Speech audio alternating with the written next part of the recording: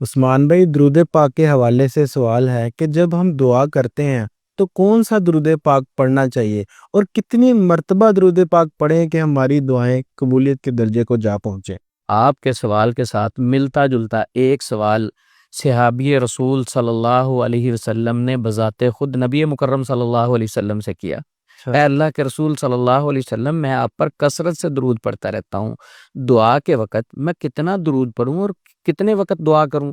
یعنی اگر میں اپنی دعا کو 4 حصوں میں تقسیم کروں، ایک حصہ میں درود پڑھتا رہوں اور 3 حصے یعنی 3 وقت جو اس کے تقسیم کیے اس میں دعا کرتا رہوں، تو اللہ کے رسول صلی اللہ علیہ وسلم آپ کا اس کے بارے میں کیا حکم ہے، کیا رائے ہے؟ نبی مکرم صلی اللہ علیہ وسلم نے فرمایا، اگر تم درود کو بڑھا لو تو تمہارے لیے بہتر رہے گا۔ صحابی رسول نے عرض کی، اے اللہ کے رسول صلی اللہ علیہ وسلم، اگر میں آدھا وقت دعا میں آدھا وقت درود پڑھتا رہوں، درود پیش کرتا رہوں آپ کی خدمت میں، اور آدھا وقت میں دعا کرتا رہوں، تو اس کے بارے میں کیا رائے ہے؟ آپ صلی اللہ علیہ وسلم نے فرمایا، اگر تم درود کو بڑھا لو تو تمہارے لیے بہتر ہے۔ ماشاء صحابی رسول صلی اللہ علیہ وسلم پھر عرض کرتے ہیں، اے اللہ کے رسول صلی اللہ علیہ وسلم، اگر میں دعا کروں ہی نہ، صرف آپ پر درود پیش کرتا رہوں تو سبحان اللہ۔ نبی صلی اللہ علیہ وسلم سے پوچھا، آپ کی کیا رائے ہے؟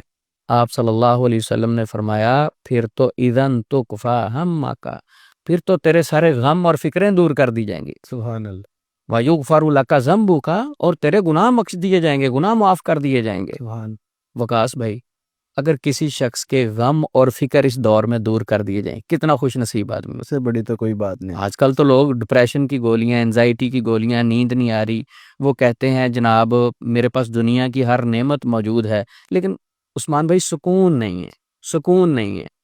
تو نبی مکرم صلی اللہ علیہ وسلم نے فرمایا کہ اگر آپ اپنی دعا کے وقت کثرت سے درود پڑھتے رہو گے تو پھر ایسی صورت میں آپ کے غم اور فکریں دور کر دی جائیں گی۔ کون کہہ رہے ہیں؟ کون فرما رہے ہیں؟ نبی مکرم صلی اللہ علیہ وسلم، جہاں ایک مسلمان شک بھی نہیں کر سکتا۔ بے شک۔ تو اس لیے درود پاک پڑھتے وقت یہ بات ذہن میں رکھیں کہ جو بندہ درود پڑھتا ہے اس پر رحمتیں نازل ہوتی ہیں۔ اللہ اکبر۔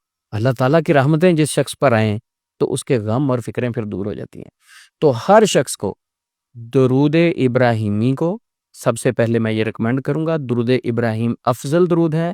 اس کے علاوہ کوئی بھی مسنون درود وہ اپنی دعا کے وقت کرے، جب بھی دعا کرے۔ آپ کے سوال کی طرف آگے، جب بھی دعا کریں تو کثرت سے درود پڑھیں، جتنی مرتبہ آپ کے لیے آسانی ہو ہاتھ اٹھائیں، کثرت سے درود پڑھیں، کثرت سے درود پڑھیں۔ درود ابراہیم پڑھنے سے یا دوسرے مسنون درود پڑھنے سے انشاءاللہ وہ دعا مقبولیت کے درجے کی طرف جائے گی، انشاءاللہ وہ قبول ہوگی، اللہ تعالیٰ کی رحمتیں ہوں گی۔ تو ہر شخص کو چاہیے نمازوں کے ساتھ، اذکار کے ساتھ، عمرے کے ساتھ، باقی نیک اعمال کے ساتھ ساتھ درود ابراہیمی کو یا کسی بھی مسنون درود کو اپنی زندگی کا حصہ بنا لے۔